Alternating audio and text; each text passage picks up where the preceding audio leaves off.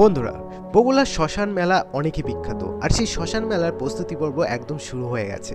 দেখতেই পাচ্ছ শ্মশান মেলার প্রতিমার যে ফ্রেমগুলো সেগুলো তৈরি হচ্ছে বিচুলি ও বাঁশের ফ্রেম দিয়ে।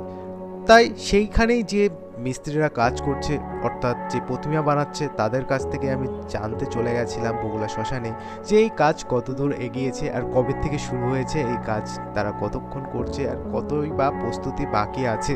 তো সম্পূর্ণ ভিডিওটা দেখতে থাকো, তাহলে বুঝতে পারবে কতদূর এগোলো এই কাজ। এই প্রতিমার তৈরির কাজ কবে থেকে শুরু হয়েছে? সপ্তাহখানেক আগে। তারপরে অনেক অনুষ্ঠান হবে, এক মাস ধরেই অনুষ্ঠান চলে। এই মেলা দেখতে হলে তোমাকে পৌঁছাতে হবে বগুড়া স্টেশন। বগুড়া স্টেশন থেকে পাশেই একদম একটু হাঁটা পথেই তুমি পৌঁছে যাবে এই মেলার প্রাঙ্গণে। দেখতেই পাচ্ছ এখানে যে মাঠটা দেখা যাচ্ছে, এই মাঠ ভর্তি মেলা হয় এক সময়।